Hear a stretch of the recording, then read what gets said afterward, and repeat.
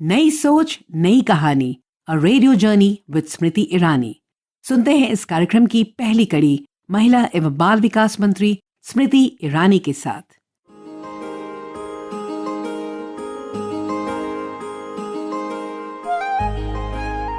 नई सोच नई कहानी में मैं हूँ स्मृति ईरानी। अब आप सोच रहे हैं स्मृति ईरानी क्या नई कहानी गढ़ने वाली है? गढ़ने नहीं वाली हूँ, बताने वाली हूँ उनकी कहानियाँ जो हमारे लिए प्रेरणा है। उनकी कहानियाँ जो कही जाती थी दबी आवाज़ों में और आज बुलंदी तक पहुँच चुकी है। उनकी कहानियाँ जो हमारे लिए प्रेरणा है।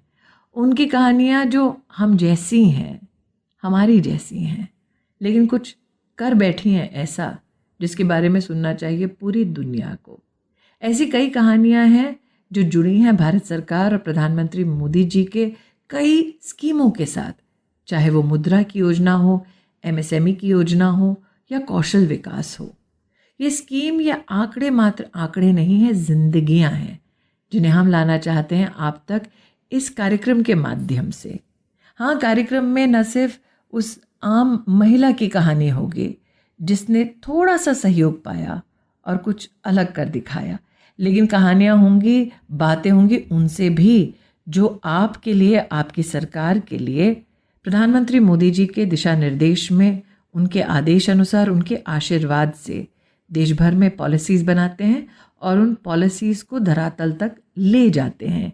जी हाँ, आज हमारी स्टूडियो में इससे पहले कि दो खास मेहमान आए, भारत सरकार के दो सचिव आए, मैं आपसे कहना चाहती हूँ कि ये कार्यक्रम समर्पित है न सिर्फ सपनों को बल्कि उनको भी जिन्होंने सपनों को साकार किया है। सपने सब देखते हैं लेकिन उन्हें साकार कैसे करें, यही तो बताने का प्रयास है इस कार्यक्रम में। लेकिन आज जिन महिलाओं से हम बात करने वाले हैं वो आपको कहेंगे कि शुरुआत तो हुई थी ख्वाब से, बस छोटा सा ख्वाब था। जो भी चाहो वो मैं पाऊं, जिंदगी में जीते जाऊं, चांद तारे तोड़ लाऊं, सारी दुनिया पर मैं छाऊं, बस इतना सा ख्वाब है, बस इतना सा ख्वाब है। नई सोच नई कहानी में आज हम विशेष स्वागत करेंगे अपने इस स्टूडियो में सेक्रेटरी एमएसएमई सुभाष दास जी का और सेक्रेटरी स्किल्स अतुल तिवारी जी का। आपका स्वागत है दास साहब। आपकी अनुमति से आपसे शुरू करती हूँ। ये महिला उद्यमी, इनफैक्ट उद्यमी, उद्योग, एमएसएमई, इसका मतलब क्या है? हमारे श्रोताओं को आप बड़ी सरलता से अगर समझा सकें। एमएसएमई हम लोग सूक्ष्म, लघु और मध्यम इस तरह के एंटरप्राइज को कहते हैं। सूक्ष्म का मतलब हुआ जो बहुत छोटे व्यवसाय में लगे हैं, जिसकी कुल बिक्री या टर्नओवर हम कहें तो 5 करोड़ से कम है। और फिर लघु हम उसको कहते हैं जिसकी कुल बिक्री या टर्नओवर 50 करोड़ से कम है। और फिर मध्यम या मीडियम हम उसको कहते हैं जिसकी टर्नओवर या कुल बिक्री 250 करोड़ से कम है। इसका मतलब अगर कोई छोटी सी दुकान चला रहा हो, कोई छोटा सा व्यवसाय या व्यापार कर रहा हो या कर रही हो, तो उसको भी आप एमएसएमई में गिनते हैं? जी बिल्कुल। रिटेल और जितनी सर्विसेज हैं, हमारी नई परिभाषा के हिसाब से जितनी रिटेल व्यवसाय हैं वो भी अब एमएसएमई में आ गई हैं। और ज़्यादातर, जैसा आपने सही फरमाया, ज़्यादातर वो सूक्ष्म या माइक्रो वाली श्रेणी में आएंगे। तो आज हमारे देश में ऐसे एमएसएमई जो बिजनेसेस हैं, जो छोटा मतलब साल में 5 करोड़ से कम का व्यापार करते हैं, ऐसे कितने हैं लगभग? हमारा अनुमान है कि करीब 14 करोड़ से ज़्यादा लोग एमएसएमई सेक्टर में कार्यरत हैं और उसमें से करीब 35 लाख जो हैं वो महिलाएं हैं। लेकिन इसमें महिलाओं की संख्या कुछ छोटे निकायों की तरफ ज़्यादा है और उसमें हमने अभी एक उद्यम के नाम से एक पंजीकरण या रजिस्ट्रेशन की व्यवस्था की है ताकि वो इनफॉर्मल से फॉर्मल सेक्टर, अनौपचारिक से औपचारिक सेक्टर में आ सकें। तो उसमें अभी 2 करोड़ लोगों ने अभी रजिस्ट्रेशन किया है। एक बात बताएं दास साहब कि अगर आपके उस उद्यम पोर्टल पे कोई रजिस्टर होता है तो उसको फ़ायदा क्या मिलता है? अभी मुख्य समस्या उद्यमियों को और विशेषकर महिला उद्यमियों का है कि उनको ऋण आसानी से नहीं मिल पाता है, और ऋण मिलने के बाद उनको कुछ तकनीकी सहायता या मार्केट में जो एक्सेस मिलना चाहिए, बाजार में जो उनका सामान पहुंचना चाहिए, उसमें उसकी सहायता नहीं हो पाती है, क्योंकि ज़्यादातर काम अनौपचारिक तौर पे हो रहा है। सो रजिस्ट्रेशन का सबसे बड़ा फ़ायदा है कि उसको एक पहचान मिलती है और वो हमारी ऋण व्यवस्था, बैंकों की व्यवस्था से जुड़ जाती हैं। तो सबसे पहला तो ये फ़ायदा है। उसके बाद उससे संबंधित कई फ़ायदे और भी आते हैं, जैसे उनको कोई ऋण लेने के लिए सामान गिरवी नहीं करनी होती है, उनको बिना गिरवी रखे हुए बहुत कम ब्याज पे उनको ऋण मिल सकता है। इसका मतलब अगर किसी को उद्योग शुरू करना है, और विशेषतः अगर महिला को शुरू करना है और वो आपके पोर्टल पे आके अपने आप को रजिस्टर करती है, तो बैंक के पास वो सारी सुविधा जो उपलब्ध है आज ऋण देने की, लोन देने की, उन सारी सुविधाओं के बारे में उसको जानकारी मिल सकती है। दूसरा, आपने कहा कि मार्केट एक्सेस भी आप बनाते हैं, तो वो कैसे करवाते हैं आप? जी, उसमें सबसे पहले महिलाओं के साथ समस्या होती है कि वो बहुत सक्षम होती हैं अच्छे से सामान बनाने में, लेकिन उनको बाजार तक कैसे पहुंचाए वो क्षमता का विकास नहीं हो पाता है। खास करके आजकल ऑनलाइन पोर्टल्स पे भी बहुत सामान बिकते हैं, तो हम उनको 2-3 तरीकों से पहले प्रोडक्ट्स को कैसे, उनके जो सामान है उसको कैसे एक स्टैंडर्ड तरीके से पैकेजिंग वगैरह किया जाए, उसके लिए हमारी स्कीम है जिसमें सरकार पूरा खर्चा वहन करती है। उसको हम लोग ज़ीरो डिफेक्ट जेड स्कीम कहते हैं। ये प्रधानमंत्री साहब ने जो ज़ीरो डिफेक्ट ज़ीरो इफेक्ट व्यवस्था की घोषणा की थी, उसी के तहत ये स्कीम है, और महिलाओं के लिए एक्चुअली पूरा मुफ्त कर दिया गया है इसे, और सारा खर्चा सरकार क्वालिटी काउंसिल ऑफ इंडिया के थ्रू करती है। इससे एक अच्छे क्वालिटी के सामान बना सकते हैं।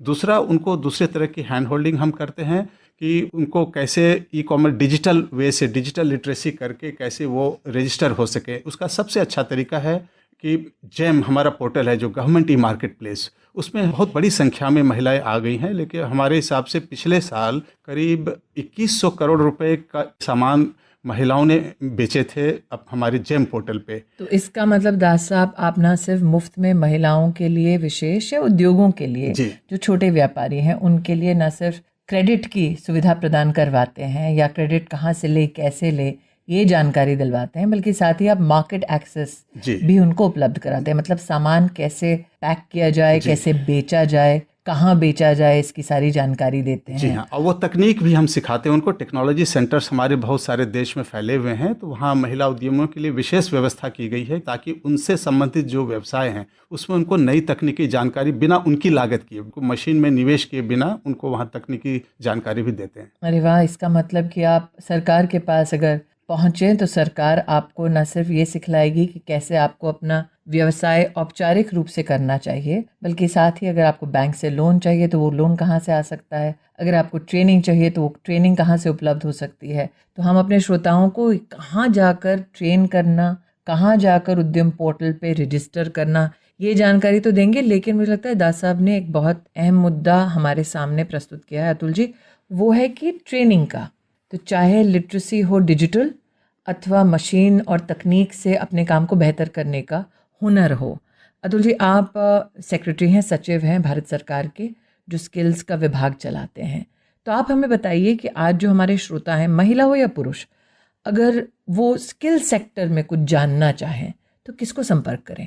आपकी बात को थोड़ा पीछे ले जाते मैं कहना चाहूँगा कि एक MSME बनने से पहले उनको एक कौशल विकास की ज़रूरत होती है और उद्यमशीलता के बारे में भी उनको बताने की आवश्यकता होती है। तो ये सारी व्यवस्थाएं हमारी जो स्किल इंडिया डिजिटल पोर्टल है, जिसके माध्यम से हम उनको EDP जिसको कहते हैं, skills and entrepreneurship development program की जो हम बात करते हैं, जैसे मान लीजिए उनको किसी भी विधा में उनको कोई स्किलिंग की ज़रूरत है तो वो काम कैसे कर पाएँ और उसकी पैकेजिंग कैसे कर पाएँ, कैसे उसकी बैंक से लोन ले पाएँ, डिजिटल के बारे में क्या करना चाहिए, मार्केटिंग के बारे में क्या लिंक करना चाहिए, ये सारी सुविधाएं हम अपने मंत्रालय की ओर से प्रदान करते हैं।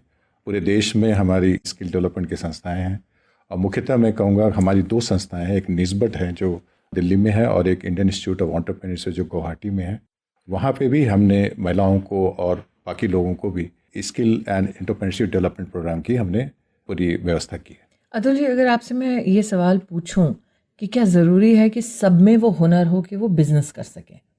कुछ लोग ऐसे भी, जैसे कि आपने कहा कि हुनर की ज़रूरत है एंटरप्राइज से पहले, तो क्या आपके विभाग के माध्यम से ये भी सुनिश्चित होता है कि इंसान जान सके कि उसका हुनर है क्या? जी हाँ, मैं उसके बारे में कहना चाहूँगा कि हमारी जो प्रधानमंत्री कौशल विकास योजना है, जिसके अंतर्गत 2014 में जब हमारे मंत्रालय की स्थापना की गई थी, उसके उपरांत अभी तक हमने लगभग 60 लाख महिलाओं को स्किल डेवलपमेंट की ट्रेनिंग कराई। और ये ट्रेनिंग की व्यवस्था ऐसी होती है कि जिसमें हमारे सेक्टर स्किल काउंसिल्स हैं जो उस इंडस्ट्री से जुड़े हुए हैं, और उस इंडस्ट्री में किस काम की ज़रूरत है उसको हम लोग जॉब रोल कहते हैं, उसके मुताबिक उनकी हम स्किलिंग कराते हैं। और ये काफ़ी विधिवत तरीके से फॉर्मल वे में कराया जाता है, जिसमें काउंसलिंग करने से उनको किस तरफ क्या उनकी इच्छा है और क्या उनका हुनर है जिसको हम विकसित कर सकें, उसको देखते हुए उस विषय पे हम उनको हुनर स्किल डेवलपमेंट ये हुनर देता कौन है, निर्धारित कौन करता है कि हुनर कौन देगा, पाठ्यक्रम क्या होगा? हमारे एक संस्था है NCVT जो हमारे रेगुलेटर है, और इसको हम बोलते हैं क्वालिफिकेशन पैक। उस वजह से 200 घंटे, 300 घंटे, 400 घंटे का पूरा पाठ्यक्रम बना हुआ है, जिसके अंतर्गत हमारे ट्रेनर्स की भी ट्रेनिंग होती है और साथ ही साथ उनको ट्रेनिंग करा के उनकी असेसमेंट भी की जाती है, जिससे उन्हें एक सर्टिफिकेट भी मिलती है। उससे उनको ये पता चलेगा कि उस विषय पे कैसे वो अपना हुनर इस्टेब्लिश कर पाए। श्रोताओं को शायद ये लग रहा है कि अतुल जी अब पाठ्यक्रम पढ़ाने शुरू कर देंगे, लेकिन ऐसा नहीं है। हम लोग आज क्योंकि रेडियो चैनल पर हैं, इसलिए बातचीत के साथ साथ थोड़ा गीत संगीत भी, इसलिए आज एक तरफ हुनर की बात हो रही है, दूसरी तरफ एंटरप्राइज की बात हो रही है। भारत सरकार में शायद ही कभी ऑल इंडिया रेडियो पर भारत सरकार की मंत्री और सरकार के 2 सचिव एक रेडियो टॉक शो पर श्रोताओं को बता रहे होंगे कि हुनर कहाँ से पाएं या बिजनेस कैसे औपचारिक ढंग से करें। इसलिए तो आज जो महिलाएं सुन रही हैं वो कह रही हैं, आज मैं ऊपर आसमान नीचे।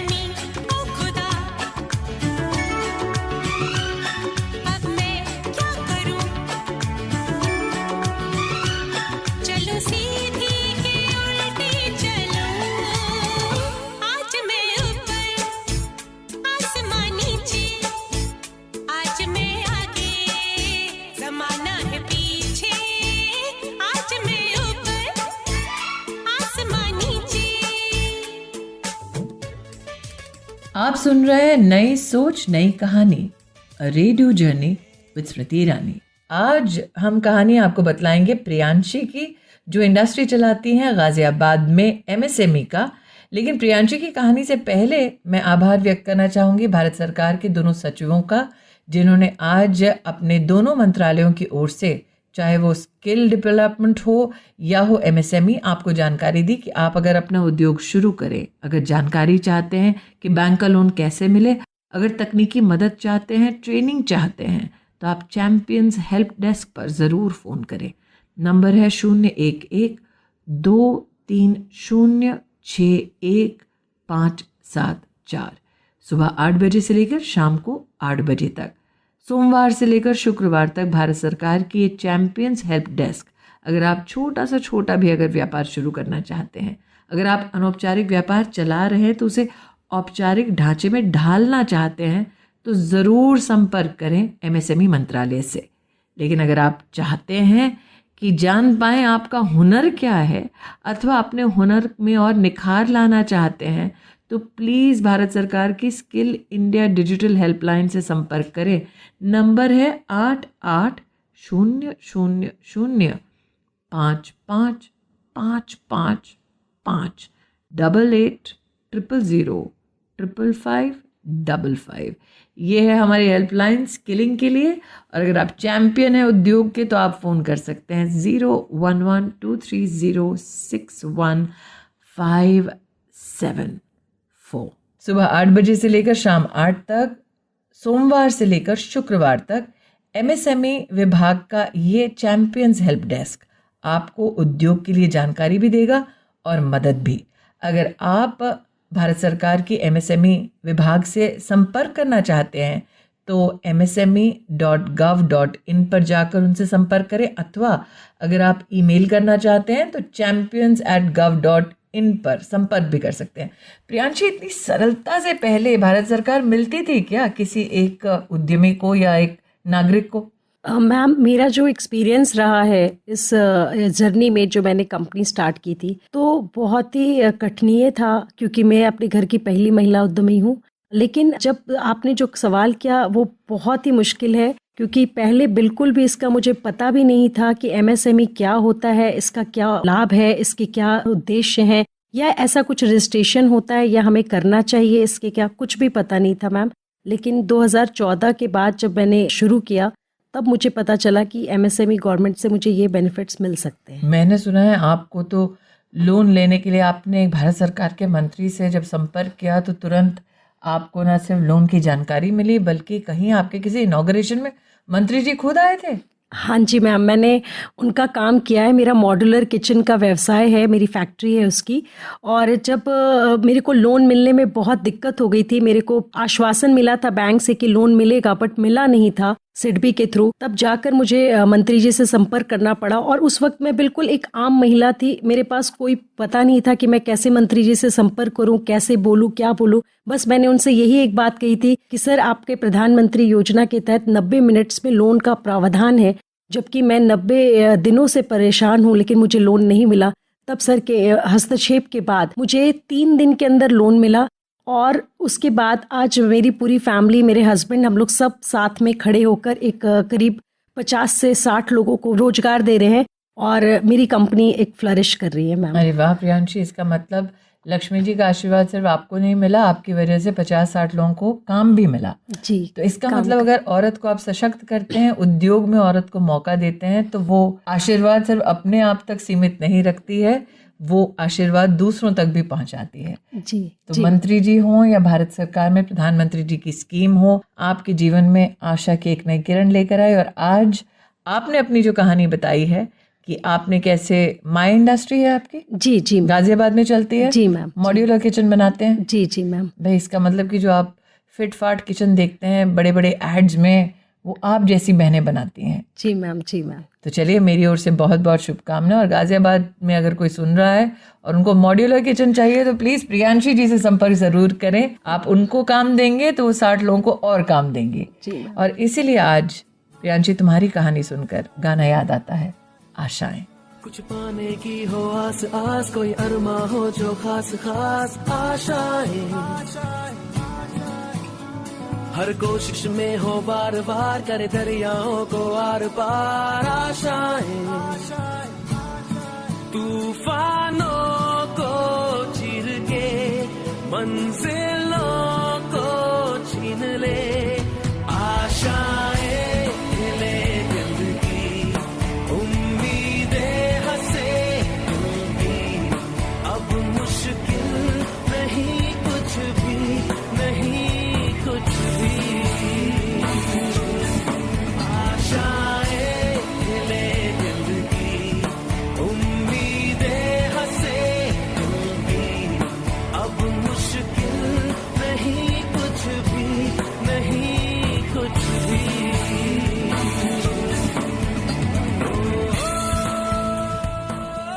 आशा, ये गाना आप सबने सुना, लेकिन आशा की 3 किरणें आज हमारे स्टूडियो में पधारी हैं। जी हाँ, इन किरणों का नाम है शीला, राफिया और गुड़िया झा। इन तीनों की खासियत यह है कि इन्होंने मदद पाई है प्रधानमंत्री स्वनिधि योजना के माध्यम से। आप शायद जानते हो कि प्रधानमंत्री जी ने विशेष जो सड़क पर अपना सामान बेचते हैं, हाथ गाड़ी से अथवा पटरी पर सामान बेचते हैं, उनके लिए प्रधानमंत्री स्वनिधि योजना शुरू की साल 2020 में। अब तक 70 लाख लोन दे चुकी है भारत सरकार। इस कार्यक्रम के माध्यम से हमारे देश में लगभग 53 लाख जो हमारे स्ट्रीट वेंडर्स हैं, वो 9,100 करोड़ रुपया पा चुके हैं। लेकिन इस स्कीम की एक विशेष उपलब्धि ये कि 43% जिन्होंने लोन पाया है वो है हमारे देश की महिला छोटी उद्यमी जो हमारी स्ट्रीट वेंडर्स हैं। उनमें से 3 आज स्टूडियो में पधारी हैं, शीला और गुड़िया झा, दोनों के दोनों पुराना शिव मंदिर विद्यासागर स्कूल के पास। शीला जी सब्जी का सामान बेचती हैं, गुड़िया जी फ्रूट बेचती हैं। ये दोनों तो पधारी हैं, लेकिन बवाना से जीजी कॉलोनी से आई हैं राफिया, जो दोपहर 4 बजे से लेकर रात 10 बजे तक अपना स्टॉल लगाती हैं। कभी राफिया कुर्ती बेचती है, कभी फ्रूट। ट्यूसडे और सैटरडे मतलब मंगलवार और शनिवार के मार्केट में भी राफिया का सामान लगता है। लेकिन ये बताओ कि राफिया लोन कहाँ से मिला? मैम हमारे वहाँ पर संस्था है, वहाँ बुलाया गया था मीटिंग के लिए। तो मीटिंग में हम लोग बैठे हुए थे तो ऐसी बात हो रही थी कि किसी को मिला हुआ था पहले से 10,000 रुपये का लोन। तो उन्होंने मुझे बताया, तो फिर वहाँ पर जो सर दिलवाते थे उनके ज़रिए से मैं गई बैंक में। अब बैंक में तुरंत तुम्हें लोन दे दिया? 1-1.5 महीना लगा मैम। अरे वाह। कुछ गिरवी रखना पड़ा? नहीं, कुछ नहीं। क्या रखना पड़ा फिर? बैंक को कागज देने पड़े? बैंक को आधार कार्ड और पहचान पत्र और फोटो। और तुमने कहा तुम्हें कितने पैसे चाहिए? मैम ये तो स्कीम है, 10,000 रुपये पहले मिलते हैं, अगर हम अच्छे से भर देते हैं तो फिर 20,000 रुपये मिलते हैं। तो तुमने क्या अच्छे से भर दिया? नहीं, पहला इंस्टॉलमेंट गया है ना मैम। अभी पहला इंस्टॉलमेंट गया 10,000 का, और दूसरा अब जाएगा। उससे क्या करना है तुम्हें अपने बिजनेस में? मैम उससे मैंने अभी जो दिवाली का सामान था, देखिए पीछे हमारा दशहरा गया, तो इसमें मैंने माल उठाया था। तो फिर दशहरा तुमने सजाई बहुत लोगों के लिए, दिवाली की भी तुमने तैयारी की, लेकिन साथ शीला हमारी जो है, शीला तुम तो सब्जी का व्यापार हाँ जी मैडम, सब्जी का मैं करती थी। जब से मेरे को 10,000 रुपये का लोन मिला है, मैंने उससे कॉस्मेटिक का सामान भरा है, अपने कपड़े भरे हैं। अरे वाह, सब्जी से सीधा कॉस्मेटिक। हाँ जी। तो फिर क्या बेचती हो अब? मैडम कॉस्मेटिक में मेकअप का सामान हो गया, और अब सर्दियाँ स्टार्ट हो गई तो बच्चों के गर्म कपड़े, इनर। और कितना लोन मिला शीला तुमको? मैडम 10,000 रुपये। कौन से बैंक से? PNB से। तो तुम्हें कितना समय लगा लोन मिलने में? मैडम मेरे को ज़्यादा नहीं लगा, बस 15-20 दिन लगे थे, ज़्यादा नहीं। 15 दिन में हो गया? अरे वाह। और गुड़िया जी, आपका भी क्या यही अनुभव है? हाँ जी। तो क्या लोन लिया आपने? मैं 10,000 रुपया लोन लिया। पहले केला बेचते थे 2 कैरेट 3 कैरेट, अब जब से पैसा मिले तो सारे फल फ्रूट भर लिए। अभी फिर दिवाली का सामान भर रहा हूँ। तो फिर आगे का क्या प्लान है? दूसरा लोन भी लेना है? हाँ जी, दूसरा भी लेना। और दूसरा लोन लेके फिर आगे का क्या बिजनेस प्लान है? जैसे अभी सर्दी आ गई, फ्रूट का कम दुकानदारी होंगे तो स्वेटर से भर लेंगे, गर्म कपड़े से भर लेंगे। जब रेडिये पर लगाना है तो कुछ कुछ भर भर के बेचते रहेंगे। तो अगर आज गुड़िया जी आपको, शीला को, राफिया को देश के प्रधानमंत्री सुन रहे होते तो प्रधानमंत्री जी से आप क्या कहती इस लोन के बारे में? सर हम उनका बहुत बहुत धन्यवाद देते कि हमारे जैसे को बहुत नीचे कोरोना में तो डूब गए थे, थोड़ा थोड़ा कुछ कुछ करके गुजारा कर रहे थे। जैसे 10,000 रुपया मिले तो और करने लगे, फिर ज़्यादा मिल जाएंगे तो और करने लगेंगे। और घर वालों ने क्या कहा जब लोन मिला? मेरे हस्बैंड की डेथ हुई है लास्ट कोरोना में, तो मेरे पास में बहुत ज़्यादा प्रॉब्लम थी, क्योंकि मेरा बेटा पढ़ता है, मम्मी है, मैं हूँ, भाई नहीं है, पापा नहीं है। तो ठेली पे जितना भी लगाती थी, पर वो 10,000 रुपये लेने के बाद में उस पर जब मैंने माल भरा और मेरी मम्मी जो है, मेरी मम्मी को मैंने कहा कि मुझे लोन मिला है, वो खुश हुई। और थैंक यू है मोदी जी को कि ये एक योजना उन्होंने महिलाओं के लिए चलाई है। और जो 50,000 तक का प्रोसेस है, मैं वहाँ तक जाना चाहूँगी। एक्चुअली मेरा एक एम है कि मुझे बुटीक का काम आता है, तो मैं ठेली से हट के वो 50,000 का लोन लेके बुटीक तक जाना चाहती हूँ। राफिया, हमारी सबकी तुम्हारे साथ बहुत बहुत दुआएं हैं, शुभकामना है। लेकिन राफिया, बुटीक जब चलाओगे तो हमको मत भूलना भाई मैम। और अगर आप राफिया से संपर्क करना चाहते हैं तो राफिया बवाना में जीजी कॉलोनी में दोपहर 4 बजे से लेकर 10 बजे तक अभी शहीद चौक पे लगाती है। लेकिन जल्द ही राफिया अपना बुटीक खोलना चाहेगी।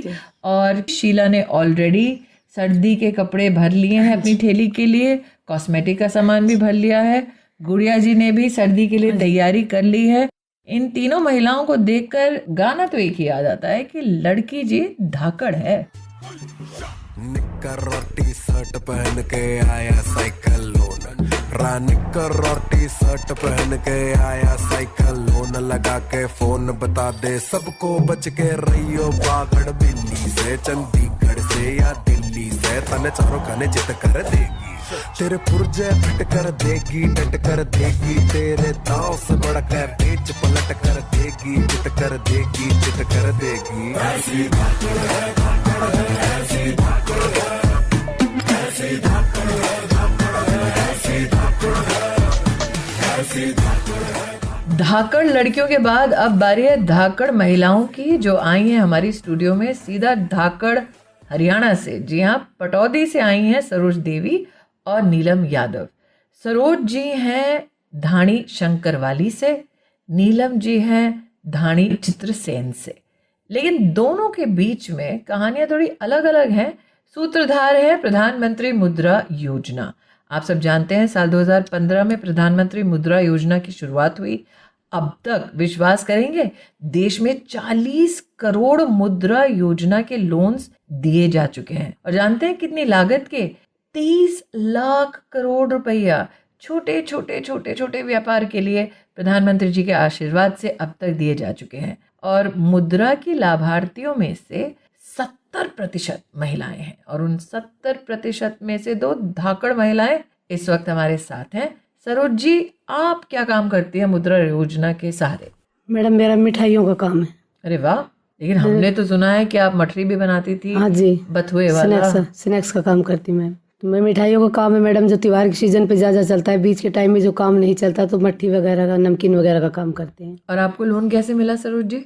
मैडम लोन हम जो आजीविका मिशन में है मैम, स्वयं सहायता समूह में, तो उनकी तरफ से जो हमारा कोऑर्डिनेटर वगैरह है उन्होंने बताया कि आप कारोबार को बढ़ाने चाहते हो तो आप बैंकों से लोन ले। वहाँ जाके मैनेजर साहब से बात की और उन्होंने लोन अप्लाई कर दिया। कौन सा बैंक है आपका? मेरा तो कैनरा बैंक है। कैनरा बैंक? हाँ जी। क्या आपसे पहले सरोज जी परिवार में, जैसे कि बड़े बुजुर्ग होते हैं घर में, गाँव में, किसी महिला ने आज तक जाके इतना बड़ा लोन लिया है? नहीं लिया मैम। तो जब आपने इतना बड़ा लोन लिया तो घर वाले चिंता नहीं कर रहे थे?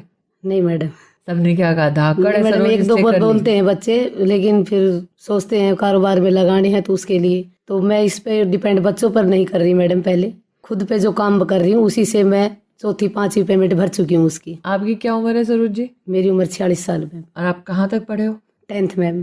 10th तक पढ़े हो? और बच्चे कितने घर में? 2 बेटे मैम। 2 बेटे हैं? हाँ जी। और तो बेटों पे निर्भर नहीं करके माँ ने कहा कि मैं जाके लोन अप्लाई करूं। मैडम स्वयं सहायता समूह में काम करते हैं। 16 स्वयं सहायता समूह बना रखे मैंने गांव में। वीओ लेवल पे है, मैं क्लस्टर लेवल पे सचिव का कार्य करती हूँ। अरे वाह। तो गांव में मैंने 150 औरतों को अपने साथ जोड़ रखा है दूध में टाई-अप के लिए। तो मतलब कि आप नेता भी हैं सरोज जी।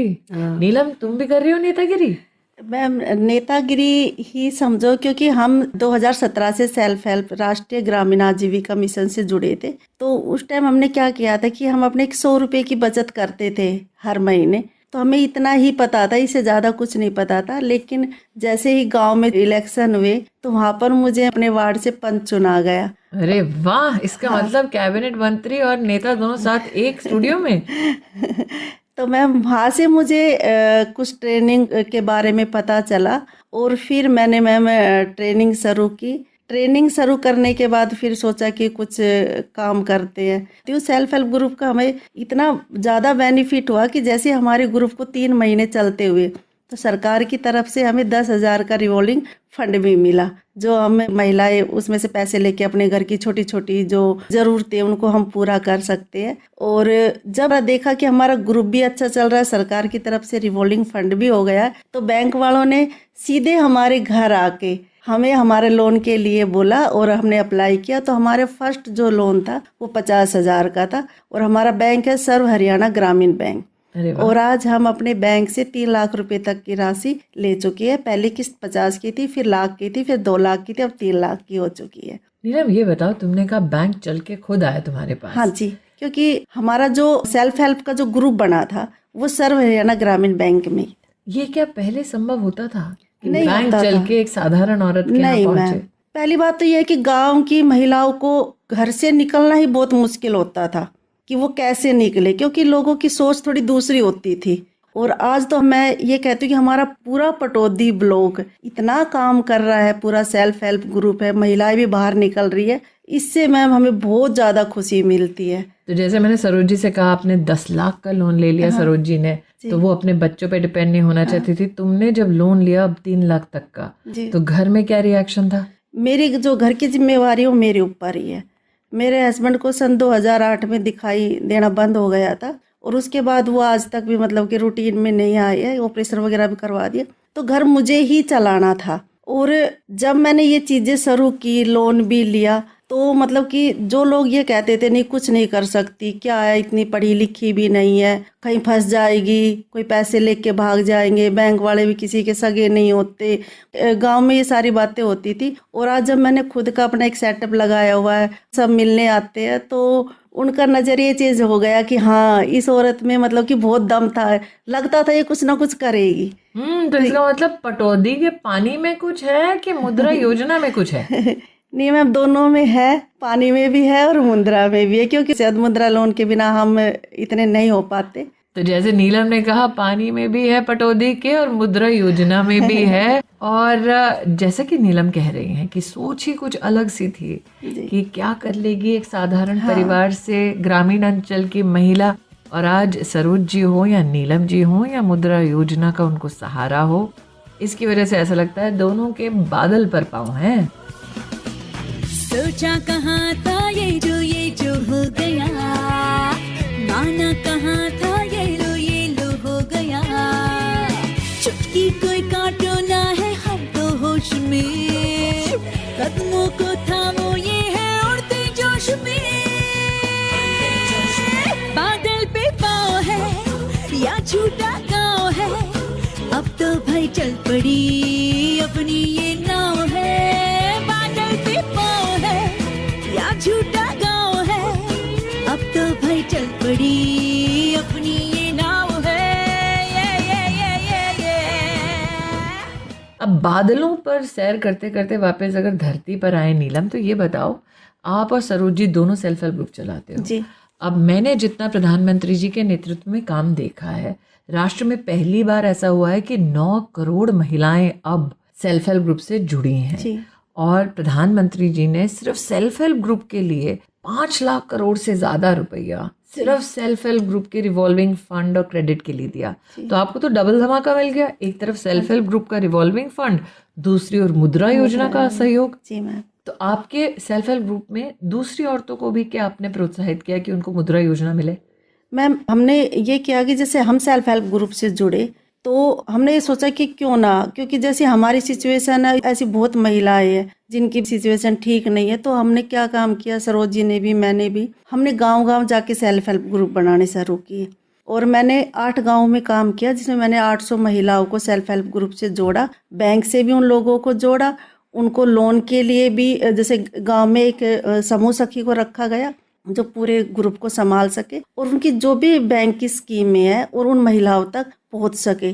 आज हम जब देखते हैं तो हमारा जो पूरा पटौदी ब्लॉक है, ऐसी कोई महिला नहीं है जो बैंक में नहीं जाती और उस चीज़ का वो फ़ायदा नहीं उठा रही हो, चाहे वो मुद्रा लोन हो, चाहे वो कोई भी लोन हो। उनका मतलब कि इतना अच्छा काम चल रहा है, वो किसी पे आज ये आश्रित नहीं है कि भाई हम पहले गाँव में क्या था 4-5 रुपये % पे हमें ब्याज मिलते थे, पैसे मिलते थे, तो वो दुकानें अब सब हमने बंद कर दी है। तो आपने साहूकार की दुकान बंद कर दी, बैंक की दुकान चला दी। अच्छा ये बताएं सरोज जी, 2 बेटे हैं, वो भी काम करते हैं? मैडम पहले तो पढ़ाई कर रहे थे, अभी लगे हैं जॉब पर दोनों। तो वो क्या कहते हैं अब जब देखते हैं कि माँ ने शुरुआत की स्नैक्स से? करते हैं मैडम, सपोर्ट करते हैं साथ कार्य में। तो ये जो आप जैसे नीलम कह रही है मदद आप दूसरी महिलाओं को करते हैं, 800 औरतों को आपने सशक्त किया कि वो अपना व्यवसाय शुरू कर सकें, आपने क्या समाज में पुरुषों की भी मदद की कि वो भी इस काम में लगे? मैडम जब परिवार में पैसे देते हैं तो हम औरतों को बोलते हैं भी बेटे को या अपने हस्बैंड को जो भी कोई काम धंधे पर नहीं है उनके लिए कोई भी रोजगार वो सोच सकती है। तो कितने लोगों को आपने और रोजगार दिलवाया? जैसे 800 महिलाओं को तो डायरेक्ट दिलवाया जी। उन्होंने आगे कितनी औरतों को या पुरुषों को? मैडम 16 स्वयं सहायता समूह मेरे पास, तकरीबन प्रत्येक समूह में से 8 या 7 औरतें अपने रोजगार पर है और प्रत्येक समूह पर 8 लाख का, 5 लाख का लोन, 3 लाख का लोन 2-2, 3-3 बार करवा दिया। उनके पास पूरे पैसे की व्यवस्था है। तो आज आपने अपनी व्यवस्था की, दूसरों को सशक्त किया। तो जब पटौदी लौटते हैं तो क्या सर फक्र से ऊंचा होता है? क्या कहते हैं लोग आपके बारे में, आपके और नीलम के बारे में? यही कहते हैं कि हाँ इसने कुछ करके दिखाया अपने परिवार के लिए, समाज के लिए। बहुत लोग जैसे मिलने भी आते हैं कि हाँ भाई उसने ऐसे नाम रोशन किया है, क्योंकि हमें बेस्ट SSG अवार्ड भी मिल चुके हैं। तो लोग हमसे मिलने के लिए आते हैं और हमें बहुत खुशी होती है कि पहले लोग दूर से निकलते थे, अब पास आके बोलते हैं, नमस्ते करते हैं। चलिए आपको नीलम यूं ही नमस्ते मिलती रहे, सरोज जी यूं ही आपका हौसला बुलंद रहे, क्योंकि ये हौसला रुके नहीं कभी। आज आपको यही शुभकामना देती हूँ। हौसला कैसे झुके, ये आरज़ू कैसे रुके, मंजिल मुश्किल तो क्या, धुंधला साहिल तो क्या, तन्हा ये दिल तो क्या।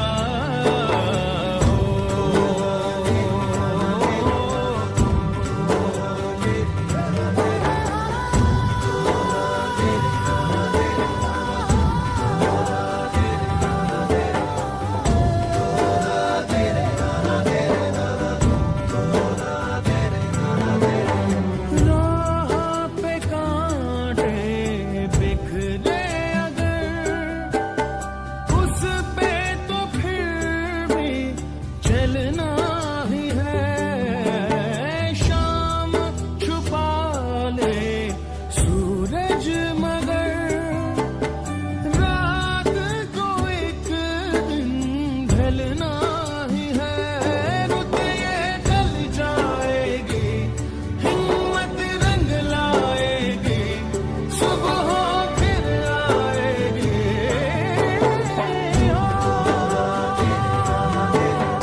ये हौसला कैसे झुके, ये आरज़ू कैसे रुके। बुलंद हौसलों के साथ इस सेगमेंट में हमारे साथ हैं 3 बुलंद धाकड़, हम सबका हौसला बढ़ाने वाली महिलाएं। हमारे साथ हैं सुनैना शर्मा, जो आटा चक्की चलाती हैं, खादी ग्राम उद्योग के लिए सप्लाई चेन की एक हिस्सा हैं। साथ है बिस्मिल्ला नू मेवात से, जो कोर्स कर रही हैं एग्रीकल्चर एक्वाकल्चर का, लेकिन बिजनेस चलाना चाहती हैं। दामिनी है, जिसने फोटोशॉप 3D एनिमेशन का कोर्स कर लिया है और अब बदरपुर में अपनी दुकान चला रही है, अपना बिजनेस चला रही हैं। पहले आप तो चक्की पिसवा रही हैं, कितनों को पीस रही है सुनैना जी? मैम मिलेट्स का आटा पीसते हैं, ज्वार बाजरा मक्का रागी। तो खादी ग्राम उद्योग में आपका सामान मिलता है, इसका मतलब दिल्ली में अगर कोई रीगल बिल्डिंग में जाकर कनॉट प्लेस में मिलेट्स का आटा उठाए खरीदे, तो इसका मतलब वो सुनैना शर्मा की चक्की से आया है। हाँ जी मैम। तो मुझे ये बताओ सुनैना, तुम्हें ये मौका कैसे मिला और लोन कितना मिला? मैम बस गवर्नमेंट ने स्कीम दी, हमें लगा कि हमें करना चाहिए, और जब शुरू किया था तब तो उम्मीद भी नहीं थी कि आगे बड़े स्तर पर ले जा पाएंगे, कोशिश करी थी। आज खुद से लोग आते हैं, हमें कहते हैं लोन लो, आगे व्यापार बढ़ाओ। ज़्यादातर सपोर्ट हमें गवर्नमेंट का था। स्कीम प्रकाशित हुई, हम KVIC दफ्तर गए, हमें अनाज प्रशोधन की स्कीम के बारे में मालूम पड़ा, हमें इंटरेस्ट आया, हमने किया। अरे वाह, मतलब सामने से चल के मौका आया है। जी मैम अब आया है। बिस्मिल्ला, आपके तो नाम में ही बिस्मिल्ला है, ये बताइए कि ऐसा मौका आपको भी मिला? जी मेरे को भी मिला, और एक दिन मेरी एक फ्रेंड ने बताया था कि गवर्नमेंट की स्कीमें हैं स्किल डेवलपमेंट में, तो आप ये कोर्स कर लीजिए, आपको बिजनेस करने का मौका मिलेगा। तो पहले तो मेरे को लगता था कि मैं नहीं कर पाऊंगी, बाकी मैं जब वहाँ गई तो मुझे लगता है कि मैं बहुत कुछ कर सकती हूँ। ये एक्वाकल्चर होता क्या है बिस्मिल्ला, ये तो बता। ये मछली पालन को ही एक्वाकल्चर कहते हैं। तो तुम मछली पालन का कोर्स कर रही हो? हाँ कर लिया जी 3 मंथ पहले। अरे वाह, और अब बिजनेस की तैयारी है? जी। मुझे ये बताओ, यहाँ पर सुनैना चक्की में आटा पिसवा रही है, मिलेट का देश भर में आटा सप्लाई कर रही है जी। बिस्मिल्ला मेवात में बैठ के मछली पालन कैसे करना है उसकी कोर्स में अपनी जद्दोजहद के बावजूद उत्तीर्ण हो रही है, लेकिन साथ में दामिनी 3D एनिमेशन क्या होता है भाई? मैम इसमें फोटोशूट होता है, वो वीडियो एडिटिंग होता है। ये तो बताओ, किसकी शादियां करवा रही हो जहाँ पे तुमने 3D एनिमेशन लगाया तुम्हारा? मैम अभी तो फिलहाल में मेरी सिस्टर थी, उनकी एंगेजमेंट हुई है, ऐसे मेरे पास ऑर्डर है वेडिंग के, तो वो भी अटेंड करने हैं। तो तुम अपनी फोटो की दुकान चलाती हो? Yes ma'am. और कहाँ चलाती हो? मैम ये मीठापुर क्षेत्र में है। मीठापुर में। और ये बिजनेस चलाने के लिए स्किल तुमने ली या 3D एनिमेशन के लिए स्किल ट्रेनिंग की? मैम पहले मैंने 3D एनिमेशन का कोर्स किया था, पूरा 3 मंथ का था ये भी। उसके बाद फिर मैंने ये अपना शॉप ओपन किया। अच्छा ये बताओ दामिनी, सुनैना जी जब आटा वाटा कर रही थी तब तो लोगों को डर नहीं लगा होगा, मच्छी पालन का काम बिस्मिल्ला जी कर रही है तब भी लोगों को थोड़ा अटपटा लगा होगा, लेकिन फिर भी उन्होंने कहा चलो कर रही है तो कर रही है। ये जब तुमने घर जाके बोला कि भाई सरकार मोदी की 3D एनिमेशन का कोर्स स्किल डेवलपमेंट डिपार्टमेंट का, तो घर में लोगों का क्या रिएक्शन था? मैम थोड़ा सा तो हुए थे पेरेंट्स की नहीं करना है अभी, बट मैंने फोर्स किया अपने पेरेंट्स को कि नहीं मुझे ये करना है। आज कोर्स करने के बाद उन्हें कैसा लगता है जब तुम्हारा सर्टिफिकेट देखते हैं? बहुत अच्छा लगता है उन लोगों को। अरे वाह। तुम जानते हो हमारे देश में कौशल विकास को लेके कभी कोई मंत्रालय ही नहीं था। तो प्रधानमंत्री मोदी जी को जब देश ने आशीर्वाद दिया तो उन्होंने देश का पहला कौशल विकास मंत्रालय बनाया और अब तक लगभग 1,35,00,000 से ज्यादा लोग ट्रेन हो चुके हैं। तो कैसा लगता है जब तुम देखते हो तुम्हारे साथ बाकी दामिनी जैसी लड़कियां भी ट्रेन होकर अपना बिजनेस कर रहे हैं? एक बात बताएं सुनैना जी, जैसे कि मैंने कहा कि दामिनी के घर में तो रिएक्शन था कि मत करो 3D एनिमेशन का कोर्स। आप तो आटा वाटा पीस रही हैं, फिर शायद मसाले भी पीस रहे हैं, तो आपके यहाँ पे कोई रिएक्शन था? मैम सभी ने कहा मत करो। क्यों? आटा चक्की फीमेल, लेकिन मेरा अपना बिजनेस है, मुझे बड़ा प्राउड फील होता है कि हाँ ठीक है चक्की वाली मेरा अपना बिजनेस है। तो चक्की वाली जब 10 लाख का लोन लेती है तब लोगों को कैसा लगता है? तब किसी को विश्वास भी नहीं हुआ था मैम, कहते नहीं गवर्नमेंट तो कुछ देती ही नहीं है, लेकिन हमें तो दिया मैम। भाई ये बताओ सुनैना, 10 लाख रुपए का लोन लेते वक्त तुमको डर नहीं लगा? नहीं मैम PMEGP KVIC स्कीम इतनी अच्छी थी कि हमें भरोसा था कि हमें नुकसान नहीं हो। तो सुनैना का हौसला देखते हुए ऐसा लगता है कि आप सुनैना को आगे कभी भी कुछ भी बोल दो कि ये नहीं हो सकता वो नहीं हो सकता, उसने अगर एक बार संकल्प कर लिया तो चक्की क्या बहुतों को पीस देगी एक साथ। इसीलिए सुनैना आपको देखकर मुझे गाना याद आता है कि भाई चाहे कोई कुछ भी करे हम तो अपनी करेंगे, क्योंकि हम तो ऐसे ही हैं भैया। जेब में हमरी 2 रुपया दुनिया को रखे ठेंगे पे भैया, सुख दुख को खूंटी पे टांगे और पाप पुण्य चोटी से बांधे, नाचे हैं हम दादा धैया, हम तो ऐसे हैं भैया, अरे हम तो ऐसे हैं भैया, ये अपना फैशन है भैया, अरे हम तो ऐसे हैं भैया। नई सोच नई कहानी के इस अंतिम चरण में आज मैं सलाम करती हूँ इन सारी महिलाओं के हौसलों को, इनके जज्बे को, इनके संकल्पों को। कहानियाँ अलग अलग हैं, सोच एक है कि कुछ करना है अपने दम पर। और हाँ, अपने दम पर करने के लिए आपके लिए उपलब्ध है भारत सरकार, आपके समर्थन में, आपके सहयोग में। शुरुआती दौर में हमने अपने इस कार्यक्रम में चर्चा की सचिव भारत सरकार स्किल डेवलपमेंट, कौशल विकास मंत्रालय और साथ ही सेक्रेटरी MSME लघु उद्योग मंत्रालय से संबंधित हमारे सचिव ने हमें एक विशेष चैंपियंस हेल्प डेस्क का नंबर दिया।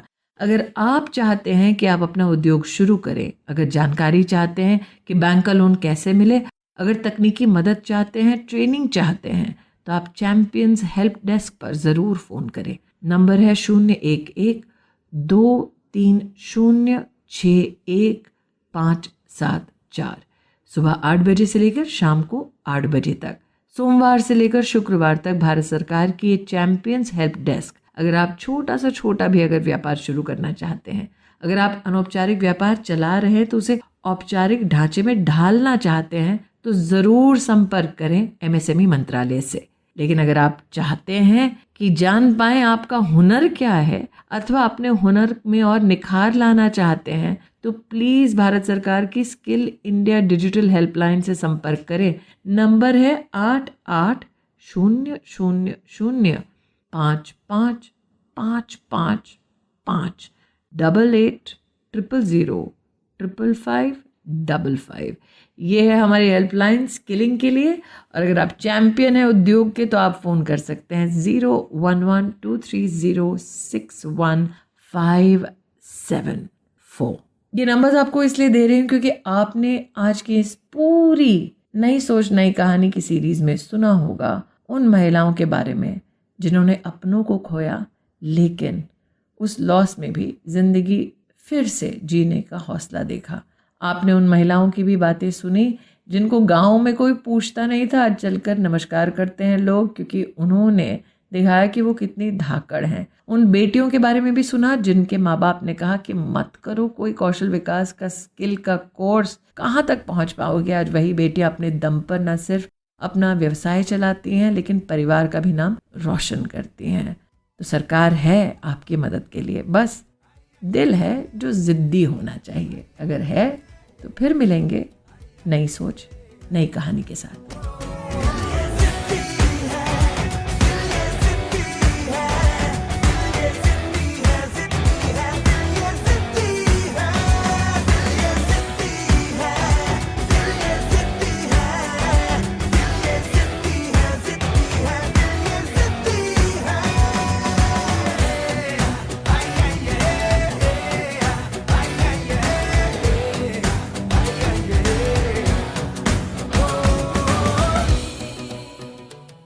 आप सुन रहे थे कार्यक्रम नई सोच नई कहानी और radio journey with Smriti Irani, महिला एवं बाल विकास मंत्री श्रीमती स्मृति ईरानी के साथ। इस कार्यक्रम की दूसरी कड़ी आप सुन सकेंगे अगले सप्ताह इसी दिन इसी समय।